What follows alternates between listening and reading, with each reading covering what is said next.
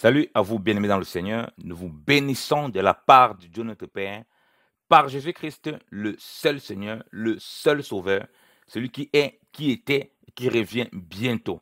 La grâce vous soit encore accordée de la part de Dieu notre Père, en Jésus-Christ, le roi des rois, l'Amen, le témoin fidèle, le Tout-Puissant. Que le Seigneur Jésus-Christ vous bénisse encore abondamment, peuple de Dieu. Que la paix et les bienfaits du Seigneur vous accompagnent tous les jours de votre vie afin que vous puissiez davantage découvrir les merveilles de notre Seigneur, celui qui nous a appelés des ténèbres à son admirable lumière. Nous voulons encore partager la parole de Dieu avec vous et nous croyons par la grâce du Seigneur que nous allons encore nous édifier sur le fondement véritable qui est Jésus-Christ de Nazareth, lui qui est la tête, lui qui est le fondement, lui qui est celui qui accomplit tout en tous. Alléluia. Que le Seigneur soit abondamment béni pour sa grâce, lui qui nous permet encore de nous édifier, bien aimé dans le Seigneur, et lui qui nous permet encore de se prévenir l'un l'autre, les uns les autres. On doit se prévenir, bien aimé dans le Seigneur. Ce message aussi de la part du Seigneur pour nous est là pour nous prévenir autant pour moi. Alors, bien aimé dans le Seigneur, ce que nous aimerons partager aujourd'hui, ce que nous allons partager aujourd'hui avec vous, c'est la lâcheté. La lâcheté, ou bien si vous voulez, dans certaines traductions, la timidité. Bien aimé dans le Seigneur, la lâcheté n'est pas du Seigneur. Être lâche, comme on dit souvent, quelqu'un qui abandonne en cours de route, par exemple, un poltron, un peureux, et parfois qui est aussi traduit par timidité. Être lâche, c'est quelqu'un c'est un faux courageux, qui fait comme s'il est courageux, qu'il va aller dans quelque chose, il va s'engager, mais après, il se ramollit et puis il prend la fuite. Donc, le lâche est vu beaucoup dans ce sens. Et nous allons développer cela. En effet, la parole du Seigneur a retenti dans mon cœur pendant le temps des 10 jours de jeûne sec que nous avons fait cette année 2020, en fin mars, fin mars. Et la parole là était tellement forte qu'on s'est dit, ah Seigneur, qu'est-ce que ça veut dire? Qu'est-ce que le Seigneur veut nous interpeller? Alors le Seigneur nous parle et il nous parle de son Église. Et il nous montre l'état de l'Église. Et il nous fait comprendre à quel point il veut que nous revenions à lui pleinement et proprement dans toutes choses. Or, comme nous l'avons dit, la lâcheté est quelque chose qui est pratiqué beaucoup parmi les saints et les gens se sont installés dedans et ils ne voient pas que c'est tellement grave. Ils ne voient pas que c'est au même rang que toute forme de péché, que c'est au même rang. Parce que Dieu a horreur de ça. Le Seigneur dit que celui qui me régnera, moi aussi je vais le régner. Donc le Seigneur est clair, celui qui va le régner par ses actions, par son comportement, c'est un lâche en réalité. Il n'est pas capable d'assumer sa position dans le Seigneur. Voilà pourquoi il doit se repentir sincèrement. Souvenez-vous, bien-aimés dans le Seigneur. Le Seigneur a rappelé à Pierre qui disait, non Seigneur, je serai avec toi partout. Même si tout le monde t'abandonne, moi je serai là, il ne peut pas t'abandonner. Le Seigneur dit que oui, le coq ne va pas chanter, n'aurait pas chanté 3 fois que tu ne m'as régné. Et Pierre a effectivement régné le Seigneur. Lorsqu'on lui disait, mais ton langage ressemble au langage de ce monsieur, de ceux qui ont marché avec ce monsieur, ceux qui ont marché avec ce type qu'on a été le maltraiter là. Il a dit, non, vous me confondez. Je ne suis pas pareillement, lui et moi, ce n'est pas la même chose. Je n'ai rien à voir avec ce monsieur. Et il a régné. Et Pierre s'est repenti amèrement d'avoir régné le Seigneur. Pourquoi? Parce qu'il a été lâche. Il n'a pas été capable d'assumer qu'il a marché avec le Seigneur. De peur quoi? De peur qu'on l'arrête, on le maltraite aussi avec le Seigneur. Donc il a fait marche arrière. Il est venu, il épiait ce qui s'est passé avec le Seigneur. Et là, cette épreuve où il doit prouver qu'il avait le Seigneur, il doit montrer son courage, il doit montrer sa détermination, bien aimé le Seigneur. Il doit montrer qu'il est vraiment avec le Seigneur, qu'il est prêt à mourir avec le Seigneur. Même s'il a, avant d'abord, il s'est échappé, il a fui un peu, mais que là, il ne va pas reculer. Et là, on voit bien dans le Seigneur, on voit très bien qu'il a régné le Seigneur. Et après cela, il a amèrement pleuré. Il s'est rendu compte qu'il avait tellement fauté. Oh, dans le Seigneur, les gens sont tellement lâches aujourd'hui parmi les chrétiens. Et il n'y a pas de repentance. Il n'y a pas d'amertume. C'est devenu normal. Parce que le monde a fait comprendre que proclamer Jésus-Christ de Nazareth, confirmer sa foi d'une façon ou d'une autre, témoigner qu'on est chrétien par sa conduite ou bien par les paroles, donc affirmer sa foi en Christ est vu très mal. Et du coup, beaucoup de chrétiens renient le Seigneur par ce comportement où ils n'osent plus affirmer leur identité en Christ. Donc, ils deviennent des lâches. Et le Seigneur dit qu'il vomit de sa bouche. Il ne veut pas des lâches. Et la parole du Seigneur retentit très fort. Et la parole qui avait retenti dans nos cœurs, bien-aimés dans le Seigneur, cette parole, bien-aimés dans le Seigneur, était la parole qu'il dit dans l'Apocalypse. Il dit, dehors sont les lâches. Cette parole qui a retenti fort. Dehors sont les timides. Dans la David Martin, c'est qui timide? Le Seigneur dit, dehors sont les lâches. Mais regardez à quoi? Regardez sur quelle même ligne on parle de dehors sont les lâches, bien-aimés dans le Seigneur. On reviendra encore sur ce Pierre, si le Seigneur le permet. Alors, lisons Apocalypse chapitre 21. Apocalypse chapitre 21. Je vais lire dans la traduction Martin. On va lire à partir du verset Apocalypse chapitre 21. On va lire à partir du verset 5. Et celui qui était assis sur le trône dit, voici, je fais toutes choses nouvelles. Puis il me dit, écris, car ces paroles sont véritables et certaines. Il me dit aussi, tout est accompli. Je suis l'alpha et l'oméga, le commencement et la fin. À celui qui aura soif, je lui donnerai de la fontaine d'eau vive, sans qu'elle lui coûte rien. Celui qui vaincra héritera toutes ces choses. Et je lui serai Dieu, il me sera fils. Mais quant aux timides, le mot timide ici c'est lâche, aux incrédules, aux exécrables, aux meurtriers, aux fornicateurs, aux empoisonneurs, aux idolâtres et à tout menteur, leur part sera dans les temps ardents de feu et de soufre, qu'est la seconde mort. Amen. Parole du Seigneur. Amen. Béni le Seigneur. Le Seigneur met au même rang les lâches, c'est écrit dans cette traduction, les lâches, au même rang les timides là, les incrédules, les exécrables, les meurtriers. Vous voyez? Donc, c'est au même rang, au même paquet de tous ceux qui aiment et pratiquent le mensonge. Le Seigneur dit qu'il est mis sur le même panneau. Donc, ils vivent dans cette lâcheté. C'est normal pour eux. Ils ne voient pas ça comme un péché, comme régner le Seigneur. Alors que c'est un grave péché devant le Seigneur. C'est une grave faute devant le Seigneur. Ils ne voient pas ça comme mauvais. Et ils sont dans les églises. Ils sont parmi les saints. Et leur foi est masquée. Personne ne doit savoir qu'ils sont chrétiens. Et ça, nous sommes au premier niveau de ceux qui régnent le Seigneur. Parce qu'il y a le second niveau de ceux qui doivent aller en bataille. C'est-à-dire que, de toute façon, ça rejoint ça. Parce que si tu es là, tu régnes le Seigneur pour aller à la bataille. C'est-à-dire que combattre le bon combat de la foi, où voilà, il faut faire l'œuvre du Seigneur. Il faut se cacher parce que tu n'as pas envie qu'on te reconnaisse parmi ceux-là. Et du coup, tu vas entraîner les gens dans la lâcheté aussi, comme toi. Tu vas entraîner les gens dans la dissimulation. Et tu vas entraîner les gens à avoir honte. Parce que même Pierre, après avoir reçu le Seigneur, va se comporter de façon hypocrite et de façon lâche. Parce que l'hypocrisie et la lâcheté vont ensemble. Hein. Parce qu'un lâche, forcément, sera un hypocrite. Et vice-versa. Et les lâches aiment souvent l'effet de masse pour parler. L'effet de masse, il se cache dans la masse. On croit qu'il n'est pas lâche. Vous voyez? Comme Pierre, il était parmi ces personnes. Quand il est venu voir comment, où est le Seigneur, hein, dans la cour du second sacrificateur Caïphe, et il suivait, il était là, mais il était dans la foule, alors que c'est un lâche. Une parole va être lâchée pour qu'on voie qu'il y a des lâches parmi nous. Donc, dans la lâcheté, le Seigneur dit que leur part est dans les temps de feu ardent de feu et de souffle, bien aimé dans le Seigneur. Donc ceux qui disent, oh non, moi je suis timide, voilà, c'est pourquoi vraiment je ne peux pas parler, ou bien je ne peux pas témoigner du Seigneur. Lorsqu'on me pose des questions sur la foi, j'évite des choses qui concernent le Seigneur. Bien aimé dans le Seigneur, le Seigneur te dit, bien aimé dans le Seigneur, que ta part c'est dans les temps ardents de feu et de soufre. Qui est la seconde mort. Tu n'as rien à voir avec les disciples du Seigneur. Tu n'as rien à voir avec un ministre de l'Évangile. Tu n'as rien à voir avec un serviteur de Dieu. Alléluia. Oui, bien aimé dans le Seigneur. Dieu ne veut pas des lâches. Le Seigneur Jésus-Christ ne veut pas des lâches parmi ses disciples. On ne voit pas parmi ceux qui ont reçu le baptême de l'Esprit, qui ont marché avec le Seigneur, qui ont reçu la promesse, une telle lâcheté. Les frères ont reçu l'évangile dans une grande persécution.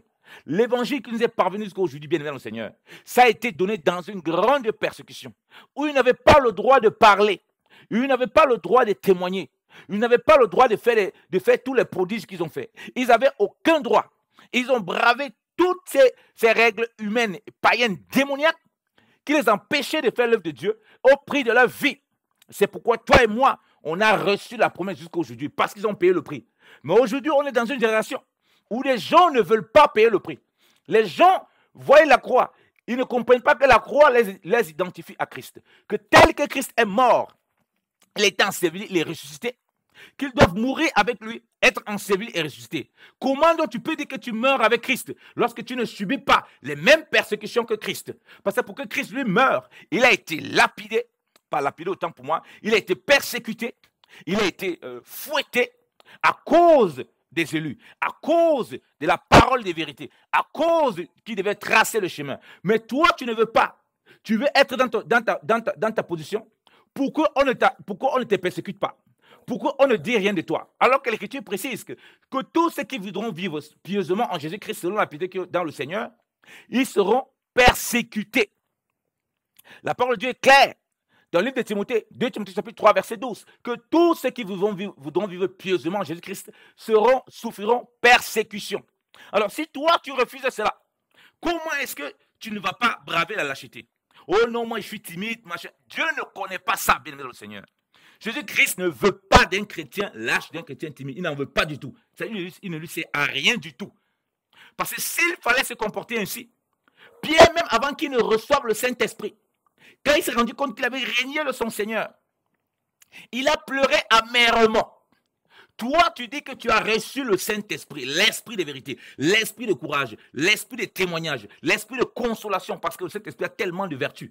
L'Esprit de vérité, l'Esprit de puissance. Parce que Paul dit à Timothée, quand il voit que ce comportement, il y a une timidité qui va rentrer à Timothée. C'est-à-dire qu'il y a une certaine lâcheté parce qu'il voit comment Paul est dans les chaînes. Paul qui était un véritable modèle en tant que père dans la foi pour lui.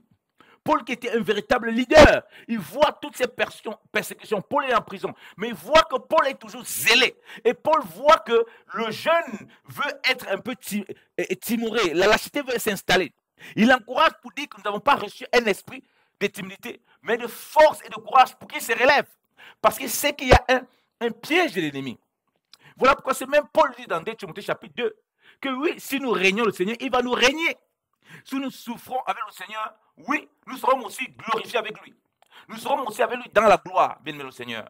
L'évangile où les gens ne veulent plus la souffrance, les gens sont devenus lâches pour l'œuvre du Seigneur, c'est parce qu'ils ne veulent pas souffrir pour le Seigneur. Donc du coup, ils règnent le Seigneur par leurs œuvres, ils règnent le Seigneur par leur comportement, ils règnent le Seigneur par leur attitude.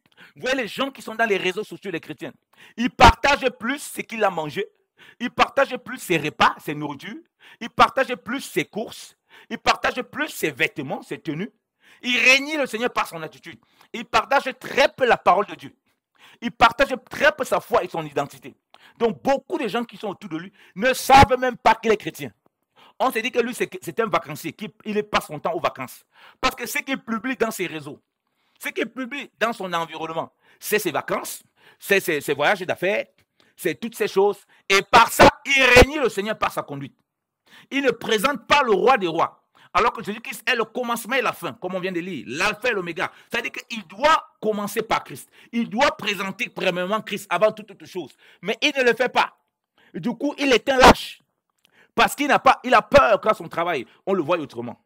Il a peur qu'à son poste de directeur, à son poste, il a des moyens, il a de l'argent, à son poste, il a des responsabilités. Qu'on lui dit non, tu es un chrétien, tu es un prosélyte, ça ne matche pas avec la foi. Bien aimé le Seigneur.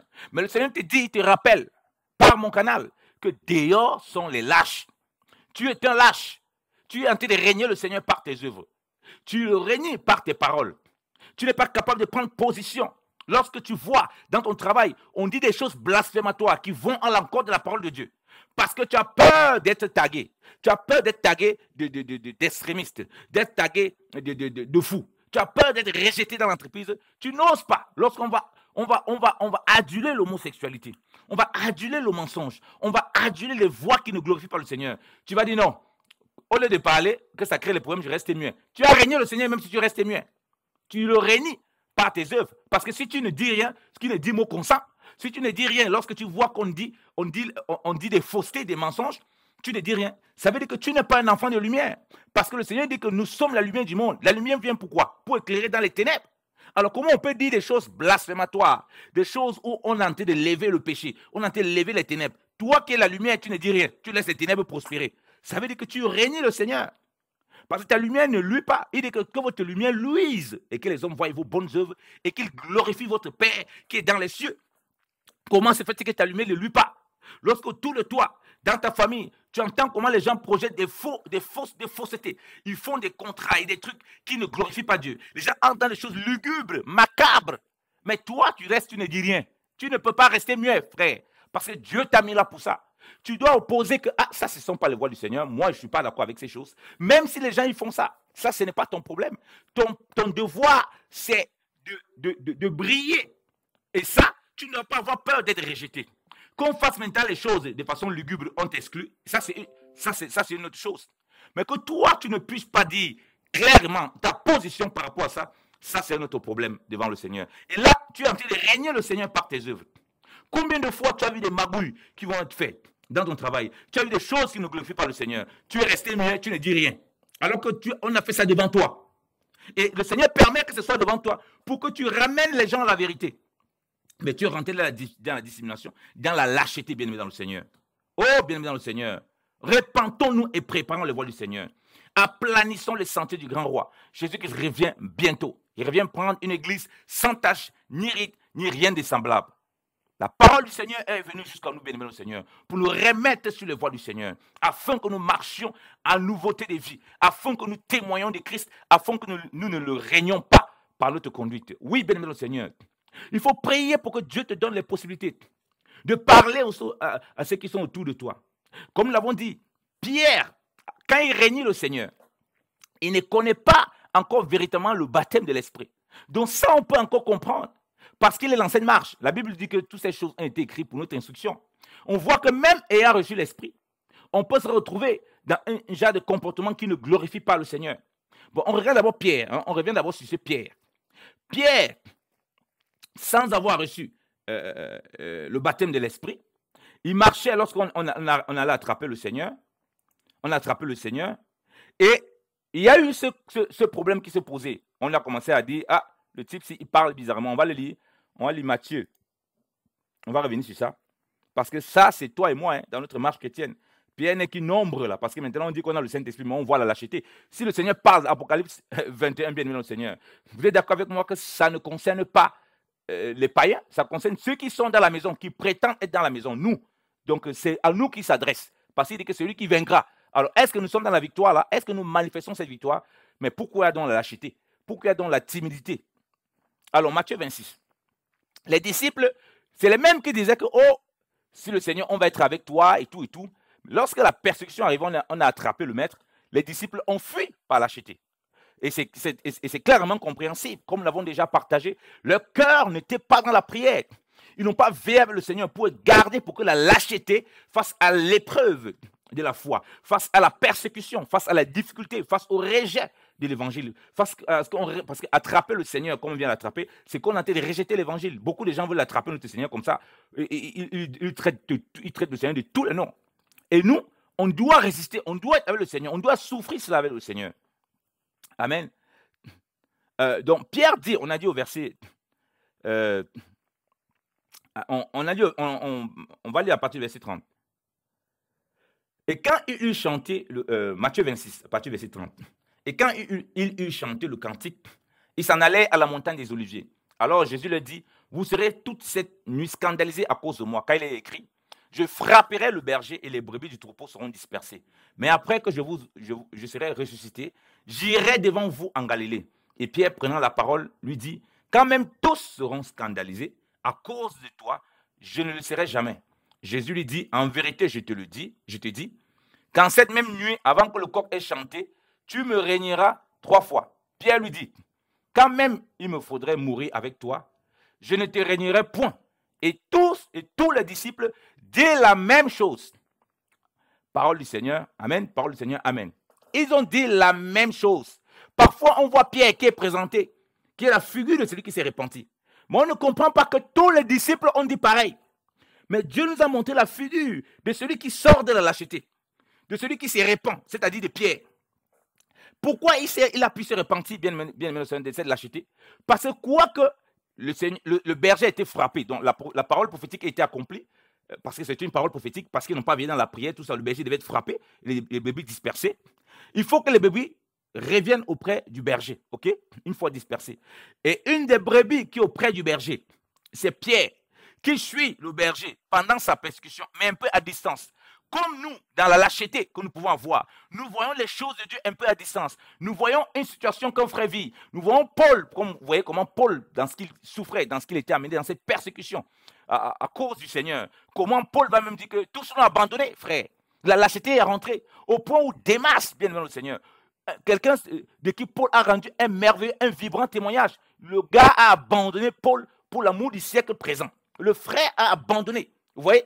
Donc la lâcheté amène même les gens à rétrograder et à abandonner les voies du Seigneur. Lorsqu'on n'est pas lâche, lorsqu'on n'est pas, autant pour moi, lorsqu'on n'est pas courageux. Donc, cette parole qu'on vient de lire, beaucoup parmi nous, parfois nous voyons seulement Pierre. Or, Pierre est une figure de ce que le Seigneur attend que si jamais nous nous retrouvons dans la lâcheté, que nous sortons de là lorsqu'il nous interpelle. Alléluia. Le coq qui chante ici, c'est la parole du Seigneur qui nous rappelle que nous ne devons pas être lâches. Que si nous sommes tombés dans la lâcheté, si nous avons régné le Seigneur par notre conduite, par nos paroles, nous nous repentons amèrement comme Pierre. Regardez les autres disciples qui n'avaient pas suivi. Ils ne se sont pas repentis. Et beaucoup sont comme ça. Ils ne se sont pas repentis. Parce que la parole que le Seigneur a dit à Pierre, que oui, toi Pierre qui dis ça là, voilà, tu ne vas pas me régner. Les mêmes ont dit pareil que non, on ne doit pas te régner. Donc cette parole s'applique à eux. Mais pour qu'ils entendent la voix du coq, bien aimé dans le Seigneur, il faut quand même, comme Pierre, qu'ils suivent, même si c'est à distance, le Seigneur. Qu'ils suivent, ils soient dans les voies du Seigneur, même quand il est persécuté. Donc même si Pierre ne souffrait pas pleinement la souffrance avec le Seigneur, il était proche des choses du Seigneur. Il était proche de ces souffrances-là. Il s'efforçait à suivre le Seigneur. Et c'est là où vous pouvez voir, les écailles pouvaient tomber de ses yeux que, ah, j'ai régné le Seigneur. Mais ceux qui avaient dit comme lui, tous les disciples disent la même chose, mais qui n'étaient pas proches dans l'œuvre du Seigneur, qui ne s'impliquent pas dans l'œuvre de Dieu. Ils ne peuvent pas entendre le son, ils ne peuvent pas entendre la voix du coq. Parce que le coq ici aussi est une figure du Seigneur. Parce que le coq chante, rappelez-vous, ils ont chanté le cantique, ils ne comprennent pas la vertu du Seigneur. Le coq chante, le Seigneur chantait le cantique avec eux. Le coq chante la repentance. Le coq chante le retour. Alors, parce que le coq est là pour annoncer la levée du soleil. On dit que le coq chante généralement le matin. Oui? Le coq est là pour parler du soleil levant, qui est Jésus qui est de Nazareth. Vous voyez? Le soleil levant, Christ qui est la lumière qui brille dans nos cœurs et qui nous fait voir que nous sommes dans la lâcheté. Nous avons abandonné les voies du Seigneur, bien aimé dans le Seigneur. Et c'est là maintenant que nous nous repentons comme Pierre. Donc, nous nous trouvons beaucoup dans la figure des disciples là qui ont dit pareil que Pierre, mais qui n'ont pas suivi le Seigneur comme Pierre, qui ne sont pas efforcés de faire l'œuvre de Dieu. Beaucoup, tu ne peux pas reconnaître même ta lâcheté si tu n'es pas préoccupé par les choses du Seigneur à un certain niveau. Donc lorsque le coq chante, tu n'entends pas, ça ne te concerne pas. Il n'y a que Pierre qui peut entendre cette figure de Pierre. Donc toi et moi, qui faisons l'œuvre de Dieu, qui nous essayons malgré cela, et on entend la voix du Seigneur qui va retentir dans nos cœurs, le soleil levant. Alléluia. Pour nous faire comprendre que tu régnes le Seigneur par ta conduite. Tu régnes le Seigneur en ne voulant pas souffrir avec lui. Tu régnes le Seigneur en laissant que les gens disent des choses qui ne glorifient pas le Seigneur. En laissant en ne voulant pas qu'on t'accuse que tu sois avec moi. En me rejetant par ta conduite. Parce que Pierre a été reconnu par son langage. Et c'est pourquoi j'ai dit que c'est parce qu'il s'approchait du Seigneur. Même s'il était à distance. Lisons le bien-aimé dans le Seigneur. Alors, on va lire la parole. On va lire la parole. On va lire la parole à partir du verset. À partir du verset 69. À partir du verset 69. Or, Pierre étant assis dehors, dans la cour, et une servante s'approcha de lui et lui dit, tu étais aussi avec Jésus le Galiléen. Mais il le nia devant tous, en disant, je ne sais ce que tu dis. Et comme il était sorti dans le vestibule, une autre servante le vit, et elle dit à ceux qui étaient là, celui-ci aussi était avec Jésus le Nazaréen. Il le nia encore avec serment, disant, je ne connais point cet homme. Et un peu après, ceux qui se trouvaient là s'approchaient, disant à Pierre, certainement tu es aussi de ces gens-là, car ton langage te donne à connaître. Alors il commença à faire des imprécations et à jurer en disant, je ne connais point cet homme. Et aussitôt, le coq chanta. Et Pierre se souvint de la parole de Jésus. Vous voyez, le coq ici est associé à la parole du Seigneur. Comme on dit, quand on voit le coq, on voit le Seigneur, parce que le Seigneur est dans toutes les figures. La figure du coq, il ne faut pas seulement voir le coq qui chante là-bas, le coq ne va plus venir chanter.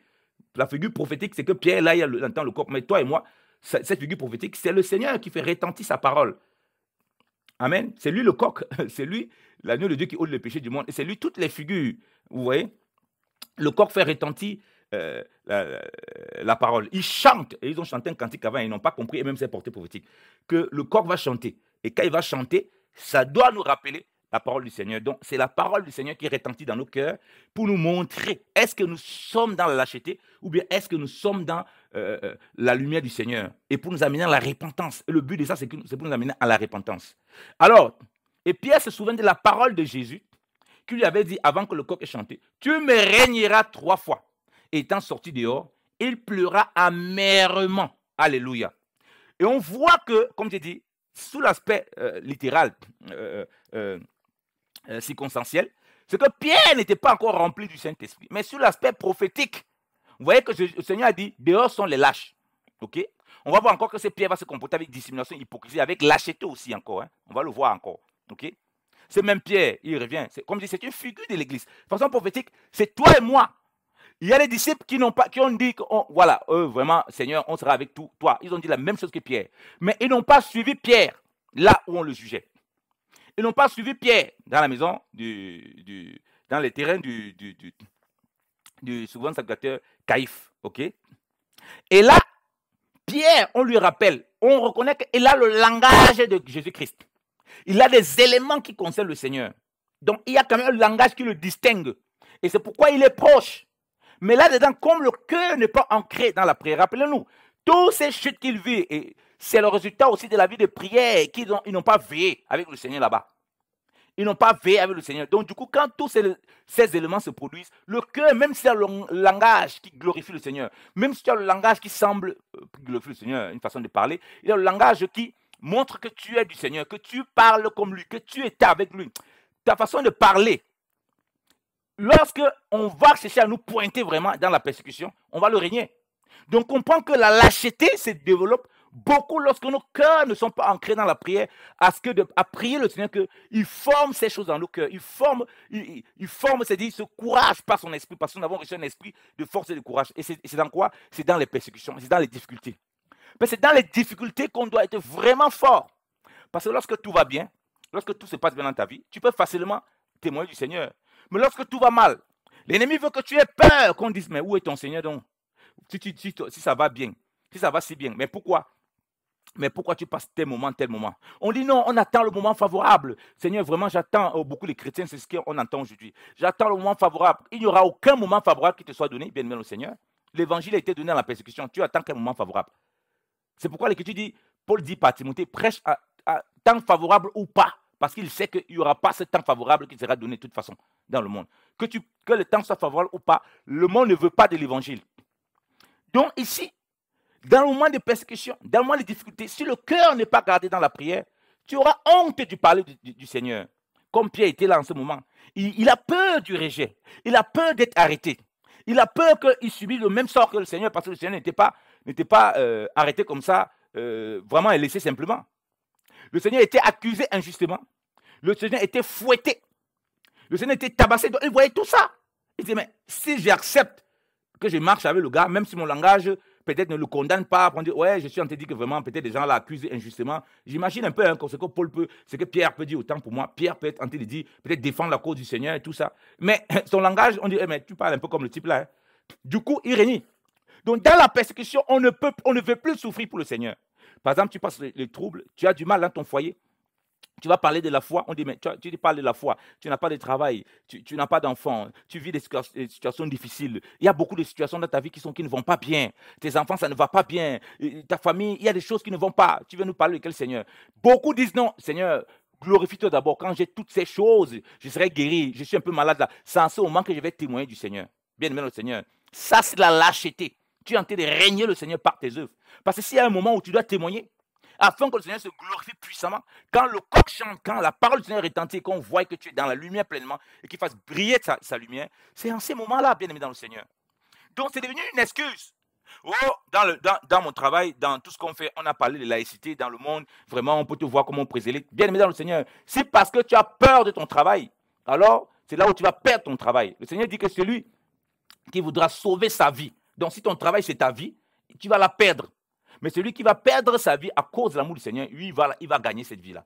Il va la retrouver, il va la gagner, parce que sa vie est en Christ.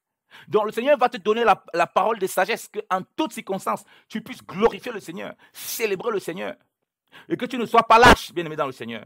Et on voit cette lâcheté parmi les saints, comme il dit dans ce témoignage. Est-ce que tu es parmi les disciples qui ont dit, lorsque Pierre a dit oui, on ne va pas te régner, même si c'est comment?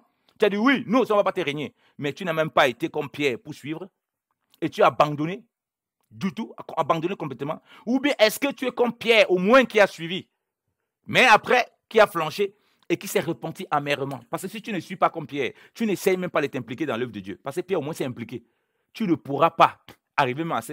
Quand la parole de Dieu va retentir, comme je suis en train de parler, comme le Seigneur nous utilise pour parler, que répands-toi de tout ton cœur et marche en œuvre de vie pour témoigner du Seigneur. Rentre au Seigneur, pleure amèrement et commence à témoigner de Christ. Commence à prier que le Seigneur garde ton cœur pour être un témoin véritable de lui dans ton travail, partout où tu te trouves. Peu importe les situations que tu traverses, tu vas entendre ces paroles et tu vas dire « Ah, gloire à Dieu !» Parce que tu es comme Pierre qui s'approche des souffrances du Seigneur. Il ne participait pas encore vraiment aux souffrances, il s'approchait. Il y en a même qui ne s'approchent pas. Et ce n'est pas le fait de répéter les cantiques à l'église, de faire toutes ces choses qui prouvent que tu t'approches. Dans ces moments de difficulté, on le voit. On voit aussi beaucoup de lâcheté pour faire l'œuvre de Dieu. Parce qu'on est dans un combat spirituel. Lorsqu'il y a des frères qui se donnent, comme il dit, au charbon pour le Seigneur, qui souffrent pour l'œuvre du Seigneur, il y a des chrétiens qui disent, oh oui frère, vraiment, ça c'est ta grâce, ça c'est ta grâce. La Bible dit que si on n'a pas souffert, on ne souffre pas avec lui, ben si on souffre avec lui, on sera aussi glorifié avec lui. Si on le réunit, il nous réunira. Donc ça veut dire qu'il faut souffrir avec lui. Tu ne peux pas lire que, oh frère, vous avez reçu la grâce, vraiment, vous pouvez voyager pour partager l'évangile avec les frères et sœurs, vous pouvez vraiment témoigner du Seigneur publiquement et tout, alors que vous tous, vous êtes appelés à témoigner du Seigneur, à rendre témoignage de Jésus-Christ. Donc, ça devient de la séduction. Vous êtes lâches. Dans vos familles, vous ne pouvez plus parler du Seigneur, vous avez honte. Vous avez peur qu'on vous dise, ah, ça c'est la folie, qu'on se moque de vous. Vous avez peur des moqueries. Pierre avait peur des moqueries. Jésus-Christ, on se moquait de lui, souvenez-vous, qu'on lui a donné des fouets là-bas. On l'a frappé. On se moquait de lui. Alors, Pierre ne voulait pas subir ces choses. Comme je dis, sur le plan littéral, il n'était pas encore baptisé par le Saint-Esprit. Mais toi et moi, on ne veut pas subir ça. Du coup, on a peur de parler. Du coup, on ne veut pas parler. Et du coup, on est des lâches et des timides. Et comme le Seigneur l'a dit, il n'en veut pas du tout. Répentons-nous et préparons les voies du Seigneur. Aplanissons les sentiers du grand roi. Voilà pourquoi le jeune converti qui a cru au Seigneur, pour que le Seigneur l'apprenne à ne pas régner le Seigneur, il va commencer par la persécution dans sa famille. Pour qu'il tienne ferme, pour qu'il ne soit pas lâche. Et c'est pourquoi on dit 2 Timothée, chapitre 1 nous dit quoi? Nous n'avons pas, verset 7, nous n'avons pas reçu un esprit de timidité, mais un esprit de force et de courage. Timothée voyait, il y a la peur, la timidité qui s'installait, la lâcheté. Mais Paul dit, ranime la flamme, ranime la flamme.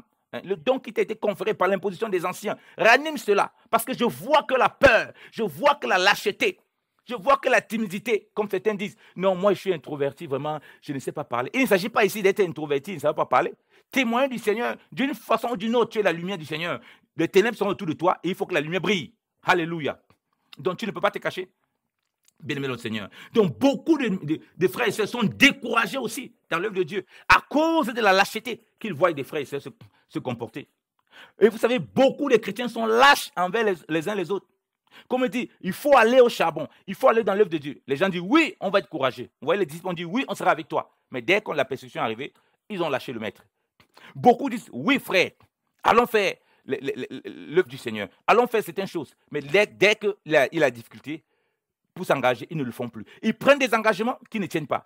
Oui, ils seront à l'assemblée. Oui, ils seront dans les groupes pour partager la parole du Seigneur. Mais dès qu'il y a le moment difficile, chacun disparaît, on ne l'entend plus parler.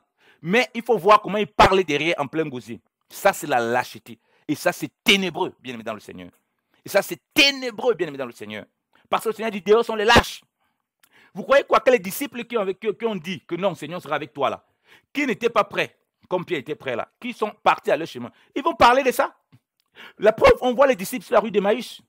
Ils parlaient du Seigneur. Jésus était seulement un seul prophète à leurs yeux. Tu n'étais pas au courant, un homme puissant, on croyait que c'est lui qui allait délivrer. Ils ont commencé à dire des inepties. Donc, on croyait que c'est lui qui allait délivrer Israël. Donc, ils ne comprenaient rien du tout aux choses de Dieu. Donc voilà comment lorsqu'on est lâche, on se comporte. Il y a un tel aveuglement spirituel parfois qui se met. On ne peut plus reconnaître les voies du Seigneur. Les disciples sur la route d'Emmaüs, c'était la résultante des lâches. Ils ne pouvaient plus reconnaître ce qui se passait. Ils ne pouvaient plus reconnaître le Seigneur qui était auprès d'eux, qui cheminait avec eux. Le Seigneur les a donné la parole. Et cette parole a retenti dans leur cœur pour qu'ils reviennent à leur bon sens. C'est cette parole qui nous est annoncée pour que nous revenons. C'est la parole du coq. Pour que nous revenons, nous nous repentons. Vous voyez que les 16 autres disciples ont aussi reçu la parole du coq. Christ a accompli ça. Le coq vient et rappelle, non, vous ne savez pas que voilà, le Christ devait souffrir, tout ça et tout et tout. Vous êtes là à comprendre ce que le prophète, il a rappelé. Leur cœur bouillonnait. Et puis ils sont revenus, ils sont remontés à Jérusalem. Ah! Oh, le Seigneur nous a apparu. Le Seigneur les a visités. Parce qu'ils étaient comme ces disciples qui avaient lâché, abandonné. Ils étaient dans la lâcheté. Au lieu de s'attendre au Seigneur. Est-ce que c'est ton cas et c'est mon cas? Donc beaucoup de chrétiens sont comme ça. Très lâches, ils prennent les engagements. Dès qu'il y a ils abandonnent. Dès qu'il y a des difficultés. Nous sommes dans le combat spirituel. Et ils découragent plusieurs. C'est pourquoi le Seigneur dit, dehors sont les lâches et les timides, bien aimés dans le Seigneur. Dehors, sont au même rang que les impurs, c'est au même rang que toutes sortes d'impuretés. Donc, tu ne peux pas parler de sanctification quand tu es un lâche. Et beaucoup d'hommes marchent dans les ténèbres comme ça, ils ne marchent pas dans la sanctification, ils marchent vraiment dans la folie, croyant au bien du Seigneur, qu'ils sont en train de marcher dans la sainteté. Un lâche ne marche pas dans la sainteté, puisqu'il renie le Seigneur par ses œuvres. Et puisque le Seigneur dit même que sa part est dans les temps, dans le feu et de soufre, bien aimé dans le Seigneur. Donc, tu ne peux pas dire que tu marches dans la sanctification, dans la sainteté. Vous voyez les frères et sœurs qui sont toujours en train de médire, se plaindre des autres derrière, mais jamais ils peuvent leur parler. Ça, c'est des lâches. Vous voyez, j'ai vu ça dans l'œuvre du Seigneur. Vous voyez, des serviteurs de Dieu qui se plaignent d'un bien-aimé. Lorsqu'il faut aller parler au bien-aimé, il dit OK, il faut parler au bien-aimé. Si ça ne va pas, parle-lui. On arrive, il dit que bon, si tu n'as pas le courage de lui parler, bon, je peux venir pour que tu lui parles. On arrive, il n'est pas capable de parler, ces serviteurs de Dieu. Il a perdu sa langue complètement. Il ne peut plus parler, bien dans le Seigneur. Et du coup, il est confus, bien dans le Seigneur. Il ne peut plus parler. J'étais choqué quand je commençais à servir le Seigneur comme ça. J'étais choqué quand je voyais ça parmi les serviteurs de Dieu. Je dis, mais ce n'est pas possible. On a essayé à faire à des poltrons, à des femmelettes, à des gens qui on se demande s'ils ont l'esprit de Dieu. Qu'est-ce qui ne va pas? Comment les serviteurs de Dieu? Je voyais parfois des serviteurs de Dieu. Certains frères se plaignent de certaines choses. Ils disent, bon, je vais voir les serviteurs de Dieu, mais il y a ça. Il faut qu'on s'asseye. J'ai dit au serviteur de Dieu que non, appelle la personne, tu sais de causer avec lui et tu parles calmement. Il ne le fait pas. Et qu'est-ce qu'il fait? C'est lâche. Qu'est-ce qu'ils font? Ces serviteurs de Dieu qui sont lâches. Ils profitent le jour, il a le pupitre, le jour d'études bibliques, le jour du dimanche, le jour où il doit apporter la parole de Dieu. Il lapide le frère et la sœur qui a parlé. Donc, c'est seulement de l'occasion que Dieu a donnée pour parler avec autorité, c'est-à-dire de la parole de Dieu, pour régler ses comptes avec les gens. Ça, c'est des lâches. Et c'est des pharisiens et c'est des hypocrites. Et le Seigneur vous dit que dehors sont les lâches, votre part est dans les temps de feu et de soufre, parce qu'il n'en veut pas du tout. Si vous êtes vraiment du Seigneur, arrêtez, serviteurs de Dieu, de vous comporter de la sorte et de lapider les frères et sœurs et de casser les frères et sœurs en vous servant de la position que vous avez de vous asseoir sur la chair pour apporter la parole du Seigneur, pour régler vos conflits avec les gens.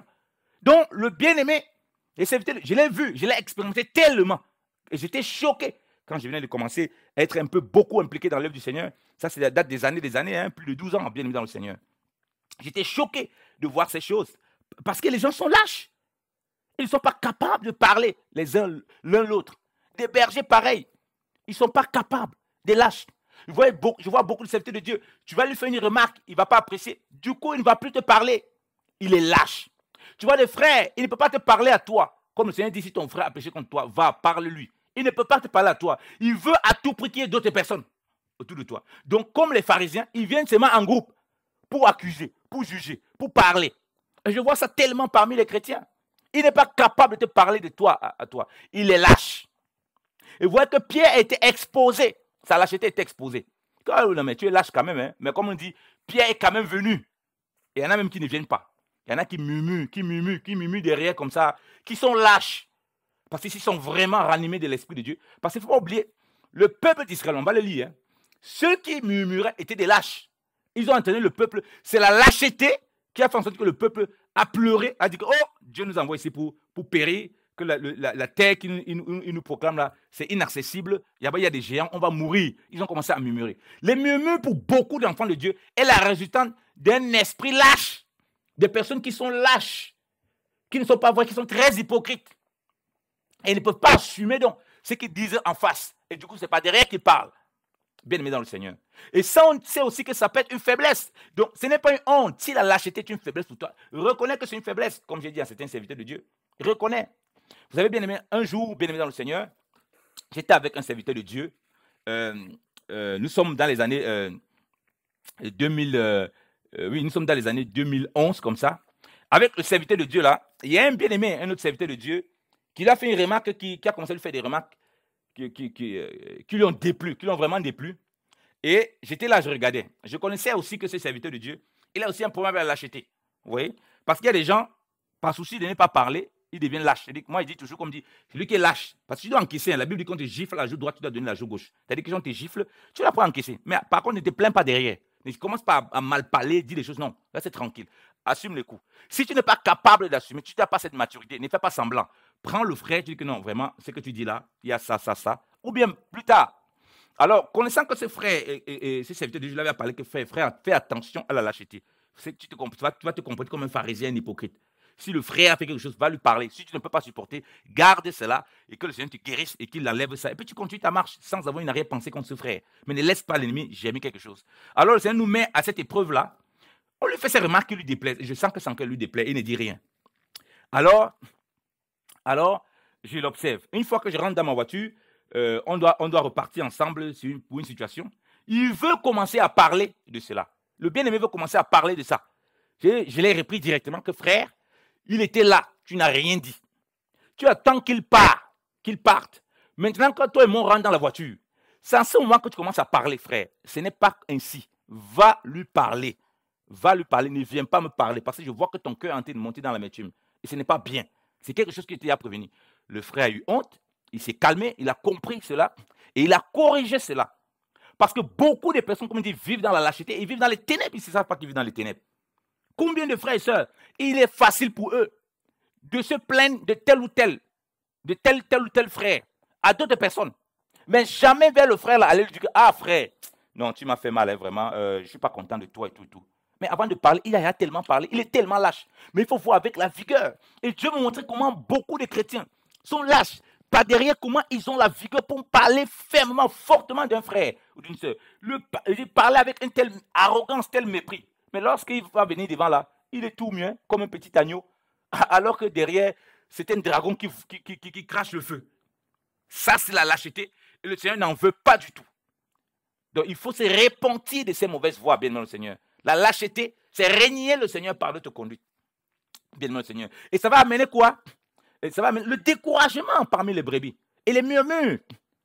Vous voyez? Ça va entraîner le découragement. D'autres vont voir, mais si dans l'œuvre de Dieu, les chrétiens sont autant lâches, ils ne peuvent pas régler des situations comme ça, ils ne peuvent pas se parler en vérité.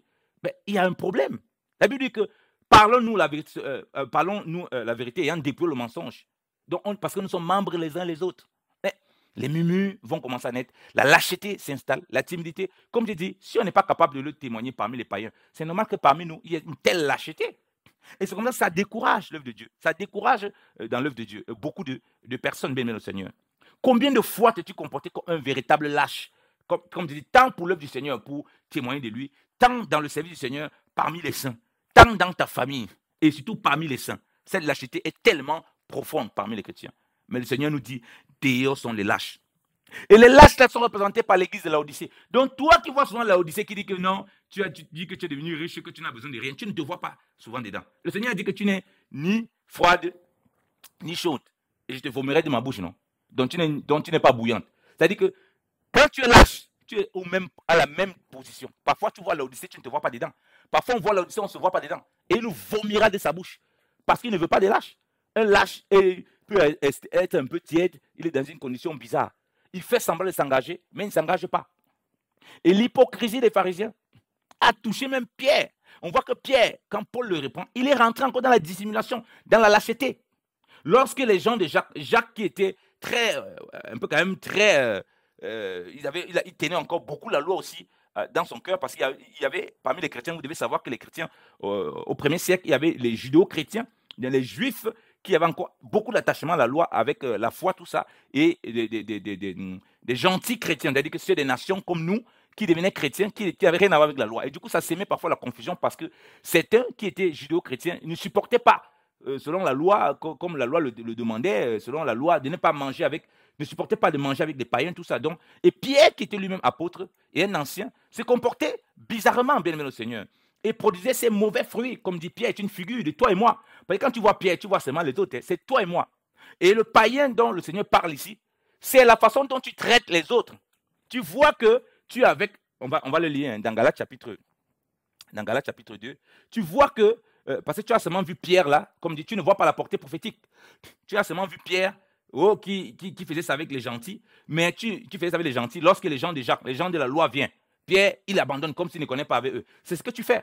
Tu es avec des frères et sœurs, tu dis oui frère, voilà comment le Seigneur veut qu'on marche. Mais lorsque tu vois d'autres qui ne sont pas d'accord, tu changes de camp directement. Tu te ranges dans le camp. Donc, au fait, ta justice est à géométrie variable. Tu es avec les autres quand ça t'arrange, avec les autres quand ça t'arrange. Donc, tu voyages comme ça là. Tu n'as pas de position. Tu es un lâche. Quand tu vois Pierre, tu ne te vois jamais dans ça. Alors que Pierre, dans sa portée prophétique, c'est ça. Le païen qui est représenté ici par le fait que Pierre mangeait avec eux, et quand il voyait les Juifs, il abandonnait comme s'il n'avait jamais rien fait avec eux. C'est à cause de cette attitude que le Seigneur te révèle ce que ça veut dire. Manger ici, là, avec les païens, ça ne s'arrête pas seulement manger, boire quand on va manger sur la table. C'est ce que tu partages avec les frères, où tu dis, ah oui, on est avec vous, on a compris ce que vous dites. Mais lorsque tu vois d'autres qui accusent, ou bien d'autres qui ne sont pas d'accord avec cette façon de manger, avec cette façon de manger avec eux à leur table, tu pars de l'autre côté, ah oui, je suis ici avec vous, hein, vraiment. Ceux-là, vraiment, ils font n'importe quoi, ils se comportent n'importe comment. Du coup, tu n'as pas de position. Tu es un lâche, tu es dans la dissimulation, tu es dans l'hypocrisie, et Dieu va vomir les tels de sa bouche. Il rejette, il dit, dehors sont les lâches. Bien aimé dans le Seigneur. Et c'est légion parmi les chrétiens. Et les gens ne voient pas ça comme un péché. C'est ce qui est grave. Ils ne voient pas ça comme une dérive totale. Que le Seigneur nous épargne de cela. On lit Galates chapitre 2 à partir du verset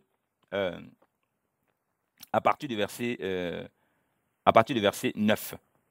Jacques, dis-je, Céphas et Jean, qui sont estimés être les colonnes ayant reconnu la grâce que j'ai reçue, me donnaient à moi et à Barnabas la main d'association, afin que nous allassions vers les gentils et qu'ils allassent vers eux vers ceux de la circoncision. Nous recommandant seulement de nous souvenir des pauvres, ce que je me suis aussi étudié de faire. Mais quand Pierre fut venu à Antioche, je lui résistais en face, parce qu'il méritait d'être repris. Encore la voix du coq.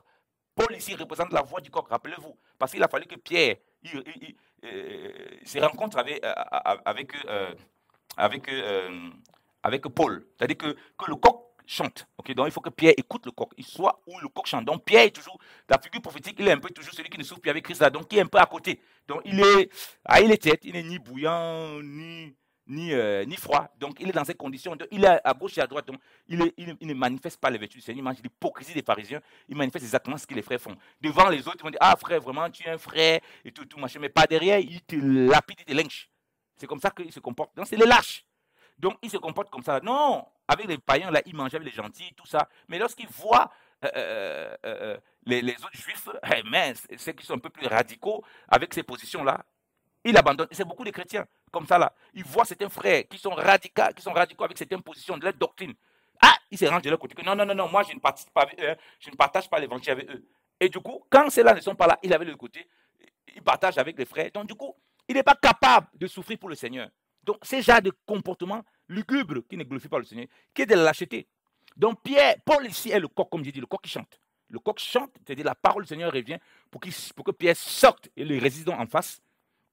Au verset 12, il est dit, car avant que quelques-uns fussent venus de la part de Jacques, il mangeait avec les gentils. Mais quand cela fut venu, il s'en retira et s'en sépara, craignant ceux qui étaient de la circoncision. Les autres juifs usaient aussi de la dissimulation comme lui, tellement que Barnabas lui-même se laissant entraîner par leur dissimulation. Mais quand j'ai vu qu'il ne marchait pas de droit pied selon la vérité de l'évangile, j'ai dit à Pierre devant tous, si toi qui es juif, vis comme les gentils et non pas comme les juifs, pourquoi contrains-tu les gentils à judaïser? Amen. Donc il a repris publiquement, il lui résistait en face. Pourquoi? Parce que pourquoi Dieu t'amène toujours publiquement? C'est que dans le secret, il a fallu te reprendre, tu n'as pas été fait. Et tu as embarqué les gens dans cette lâcheté. Les frères n'étaient plus vrais, ils ont commencé à être lâches. Mais Pierre continue à faire l'œuvre de Dieu, comme beaucoup continuent à faire l'œuvre de Dieu. Mais dans cette lâcheté, dans cette méchanceté envers leurs frères et sœurs.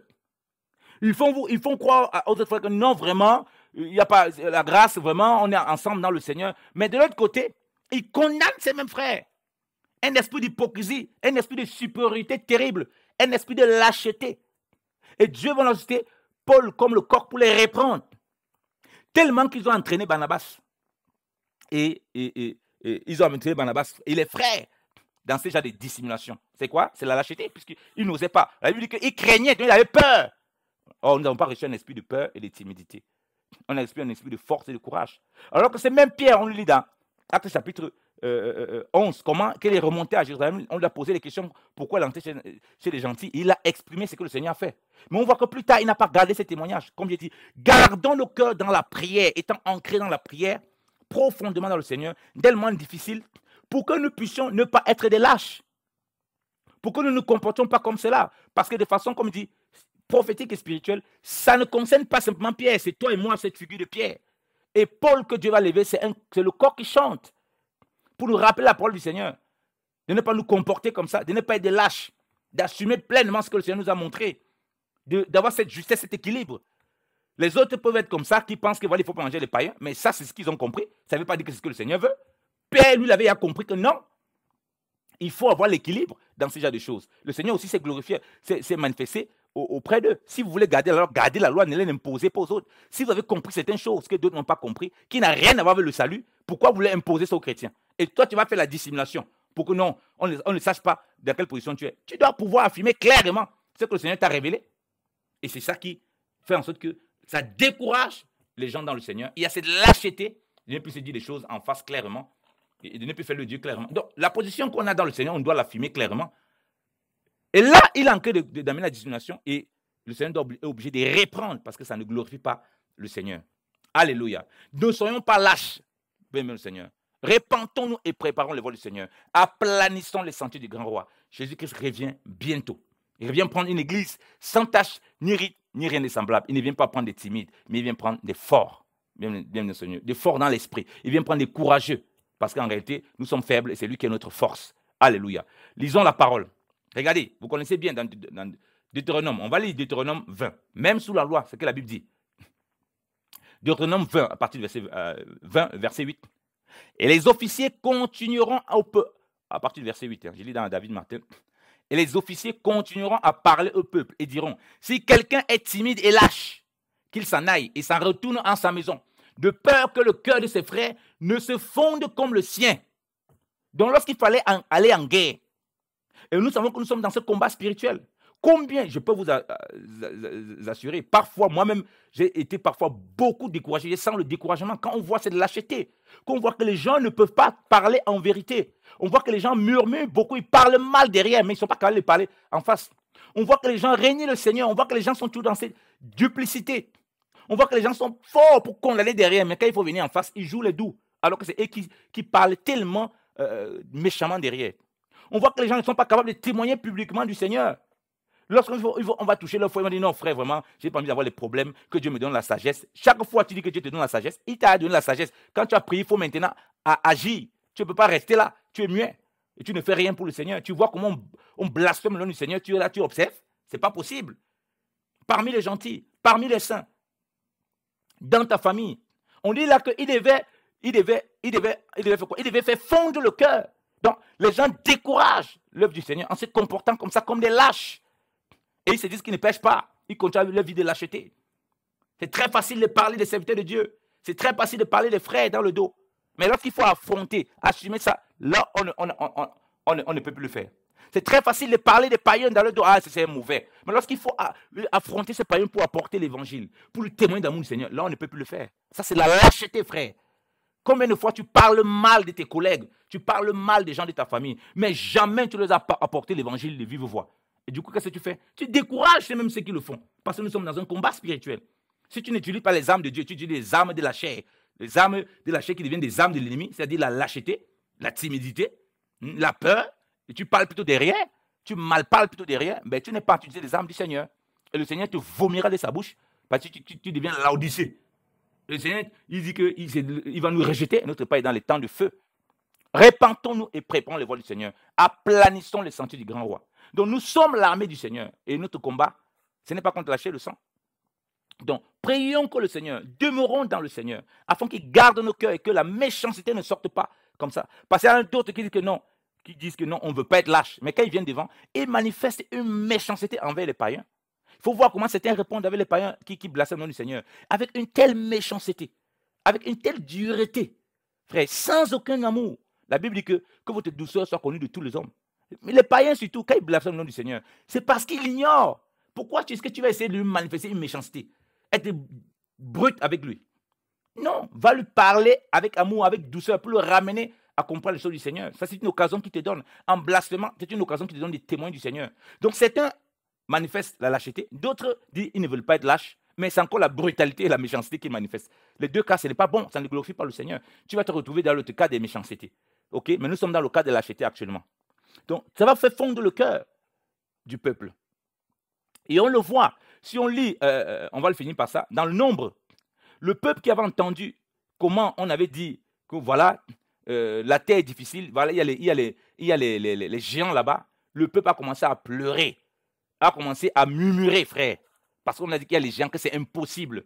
Vous voyez, les lâches aussi, c'est ceux-là qui font croire dans la foi que non, ton cas est à régler. Ceux qui ne marchent pas dans la foi, ceux qui voient, ils ont une foi un peu douteuse, ils ont une foi, il y a beaucoup d'incrédulité, c'est des lâches, parce qu'ils vont contaminer les gens. Tu vois des frères qui passent un moment difficile, il y a des frères qui font comprendre que, ah, ta situation là, frère, on ne peut plus vraiment rien faire. Vraiment, essayer un peu de magouiller, essayer un peu de trouver un peu la fraude, c'est pas grave. Frère, ce sont des lâches. Et ils vont faire les autres murmurer. Ils vont amener la murmure, ils vont amener la désolation parmi le peuple, parmi les disciples. Et le combat ne sera plus un bon combat. Notre combat de la foi, c'est contre les mauvais esprits. Bien aimé dans le Seigneur. Regardez, on lit au verset 1. Nombre chapitre 14, verset 1. Que dit l'Écriture? Toute l'assemblée éleva la voix et poussa des cris, et le peuple pleura pendant la nuit. Tous les enfants d'Israël murmuraient contre Moïse et Aaron, et toute l'assemblée leur dit, que sommes-nous? Que nous ne sommes-nous morts dans le pays d'Égypte? Ou que nous sommes-nous morts dans ce désert? Pourquoi l'Éternel nous a-t-il fait aller dans ce pays où nous tomberons par l'épée, où nos femmes et nos petits-enfants deviendront une proie? Ne vaut-il pas mieux pour nous de retourner en Égypte? Et il s'est dit l'un à l'autre, nommons un chef et retournons en Égypte. Bien aimé dans le Seigneur. Vous voyez ce que maintenant, la lâcheté, parce qu'on avait envoyé les espions, les 12, si on lit dans Nombre chapitre 13, ils sont venus, ils ont dit le pays, vraiment ça coule le lait, le miel. Mais ils disent qu'il y a les géants là-bas, on ne peut pas gagner ce pays, c'est impossible. Regarde ce que la lâcheté a produit parmi le peuple. Ça a fait fondre le peuple qui est censé représenter cette armée. Oh, bien-aimé dans le Seigneur, garde ton cœur, afin que les paroles de lâcheté, les paroles de découragement, les découragements que tu vois que les frères se comportent, la lâcheté que tu vois parmi le peuple de Dieu, ne t'amène pas à vouloir retourner en Égypte. Parce que beaucoup sont retournés en Égypte de voir des serviteurs de Dieu qui sont tellement lâches, qui ne sont pas capables de parler avec vérité, qui ne sont pas capables de s'asseoir, parler avec leurs frères pour résoudre un litige, qui vont prendre le fait d'avoir le pouvoir d'annoncer l'évangile pour casser les frères, pour résoudre leurs problèmes. Un bien-aimé me parlait encore dernièrement. Un frère a demandé à l'Assemblée, par exemple, qu'il aimerait savoir ce qu'il y en est des dons, ce que l'Assemblée fait des dons et des dons, des offrandes qu'on donne et tout ça. Tout ce que le serviteur de Dieu a dit, en répondant publiquement au frère, c'est dit que quelqu'un qui parle comme ça, c'est parce qu'il a encore un problème avec la cupidité. Regardez comment on méprise. Ce serviteur de Dieu, c'est un lâche, parce qu'il se sert de la parole de Dieu et de la position d'autorité qu'il a pour abuser, pour faire taire. Il n'est pas capable de parler vis-à-vis avec les bébés pour essayer de lui expliquer. C'est un lâche. Et voilà le peuple aujourd'hui, voilà le peuple, le cœur a été fondu, pleurant en larmes toute la nuit, décidé qu'on va retourner en Égypte. Beaucoup sont retournés en Égypte parce qu'ils ont vu cette lâcheté parmi le peuple de Dieu. Lâcheté des serviteurs de Dieu, qui ne marchent plus par la foi, qui ne marchent par la vue, qui ont commencé à dire que c'est impossible. Vraiment, on va s'adapter avec le temps, que vraiment les temps sont révolus. Dieu ne perd plus des miracles, il n'est plus puissant. Vous voyez, le pays là, où coule le lait, le miel, il y a trop de géants. Des géants qui doivent tomber là, par la foi, c'est impossible. Donc tout cela, il n'y a plus possibilité. Et ils voient donc cette lâcheté généralisée. Ils voient donc que les serviteurs de Dieu sont là. Vous voyez que dans l'église, on a établi que c'est les pasteurs, voilà, certains qu'on a établi pasteurs, soit anciens, qui doivent prêcher dans l'assemblée. Ceux qui doivent aller évangéliser dehors, ou bien ceux qui doivent témoigner, c'est les évangélistes. Voilà encore une autre séduction profonde. Alors que le Seigneur nous appelle tous à être des témoins. Et on voit dans la parole, dans Actes chapitre 4, quand les frères ont prié, le lieu où ils étaient à trembler, ils étaient remplis du Saint-Esprit. La Bible dit qu'ils annonçaient la parole avec hardiesse, avec véhémence, ils n'avaient pas peur pour leur vie. Ils annonçaient la parole avec hardiesse, bien aimé dans le Seigneur. Est-ce que c'est ton cas? Est-ce que c'est mon cas, bien-aimé dans le Seigneur? Annonçons-nous la parole de Dieu avec hardiesse. C'est-à-dire, témoignons-nous avec hardiesse du Seigneur dans tous les endroits, selon la position que le Seigneur nous a donnée. Parce qu'il y a beaucoup qui vont être découragés en voyant notre lâcheté. Et il y a aussi, comme beaucoup peuvent être découragés en voyant notre lâcheté, beaucoup peuvent être aussi, et beaucoup vont être encouragés en voyant notre détermination. Alléluia. En voyant que nous n'avons pas reçu un esprit de timidité, mais un esprit de force et que nous allons nous donner à fond. Donc, si tu te donnes à fond, donne-toi encore à fond dans le Seigneur, comme il a dit, que celui qui se sanctifie dans le Seigneur. Que celui qui se souille. Si tu veux te souiller avec lâcheté, souille-toi, tu quittes, tu retournes en Égypte. Mais notre désir, c'est que tu ne te souilles pas pour retourner en Égypte. Comme ce peuple a dit, non, on veut retourner là-bas. Parce qu'on les a découragés. Mais nous, on veut qu'il n'y ait pas la lâcheté. Sur tous les aspects, nous avons parlé, que nous avançons vers le Seigneur. Nous témoignons du Seigneur dans nos maisons. Nous témoignons du Seigneur parmi les frères et sœurs. Nous nous parlons l'un l'autre selon la vérité. Dépouillons cet esprit de l'ennemi qui nous fait rentrer dans la lâcheté et la médisance, dans l'hypocrisie à la pierre dans laquelle nous nous retrouvons d'une façon ou d'une autre, parfois. Oh, que le Seigneur nous en dépouille. Que le Seigneur nous bénisse abondamment. Qui nous visite encore puissamment et qui fasse encore tomber les écailles de nos yeux et que nous entendons le son du coq qui chante, qui nous appelle à la repentance, à marcher dans toute la pureté, de ne pas sélectionner. Parce qu'un lâche n'est pas dans la sanctification, il va être rejeté par le Seigneur, il va être vomi. C'est un laodicéen. Nous ne voulons pas être des laodicéens. Nous ne voulons pas être de ceux-là qui vont aller dans les temps de feu Adam parce que nous avons été lâches, car nous n'avons pas reçu un esprit de timidité, ni de peur, mais un esprit de force et de courage. Seigneur, merci encore pour ta grâce, ô Père. Merci encore, ô Père, parce que tu suscites en nous encore puissamment, ayant revêtu ton esprit, qui est l'esprit de vérité, qui est l'esprit de consolation, qui est l'esprit de courage et de force. Seigneur, nous ne retournons pas en Égypte, Seigneur de gloire, ô Père. Seigneur, nous ne nous décourageons point, malgré les difficultés. Nous témoignons, quelles que soient les circonstances de Jésus-Christ de Nazareth. Et nous n'avons pas peur du regard qu'on va poser sur nous. Nous n'avons pas peur de la moquerie. Parce que, Seigneur de gloire, nous sommes morts avec toi. Et nous devons vivre vraiment ce que ça veut dire mort avec toi. Nous sommes ensevelis avec toi. Et nous voulons le vivre et nous sommes ressuscités avec toi. Cela passe, Seigneur, en vivant aussi tout, Seigneur, ces remarques déplacées. Seigneur, ce rejet. Oh mon Dieu, mon roi. Père, combien de fois nous avons murmuré, Seigneur de gloire, été lâches envers nos frères, médisant, n'étant pas capable de leur apporter la vérité. Ayant vu un frère qui ne marche pas selon les voies du Seigneur, mais au lieu de lui parler selon la vérité, Seigneur, nous avons été, oh Papa Seigneur de gloire, lâches à lui parler selon la vérité, mais été plutôt dans la médisance de toutes sortes. Nous n'avons même pas été dans la prière, oh mon Dieu, mon roi. Oh Seigneur, ou lorsque nous avons parlé avec méchanceté, oh Dieu, mon roi, pour le casser, Seigneur, pour le détruire et manifestons aussi les vertus qui ne te glorifient pas, oh Dieu. Seigneur, donne-nous de parler avec vérité. Donne-nous de ne pas être lâche. Donne-nous de ne pas te régner, oh papa, dans nos familles. Lorsque nous voyons nos frères et sœurs, oui, selon la chair, qui ne te connaissent pas, que nous ayons la sagesse, la douceur pour leur parler, lorsqu'on voit qu'ils empruntent des voix qui ne glorifient pas le Seigneur. Oh Seigneur, nous voyons, papa, beaucoup de nos amis qui nous ont apporté des suggestions, Seigneur de gloire, sur leur propre vie, de leurs propres affaires. Ils veulent faire des choses lugubres. Seigneur, nous avons laissé faire ces choses lugubres. Au lieu de leur dire, non, ce n'est pas la voie du Seigneur. Nous avons eu honte. Nous n'avons pas eu le courage de leur parler. Peut-être parfois, c'est eux qui nous soutiennent financièrement ou bien nous ont apporté quelque chose. Nous avons eu peur de perdre notre beefsteak, de perdre, Seigneur de gloire, notre mangement, de perdre ce que nous pouvons avoir comme avantage. Et nous sommes tombés dans la lâcheté, qui est, Seigneur, qui n'est rien d'autre que l'hypocrisie, Seigneur de gloire. Oh Seigneur, et qui n'est rien d'autre qu'une chose abominable et ténébreuse devant toi. Merci Seigneur de gloire, parce que tu nous dépouilles encore de ces choses, Seigneur de gloire. Que ton nom soit glorifié, Père, dans le nom de Jésus-Christ de Nazareth. Amen. Soyez abondamment bénis au nom de Jésus-Christ de Nazareth. Amen.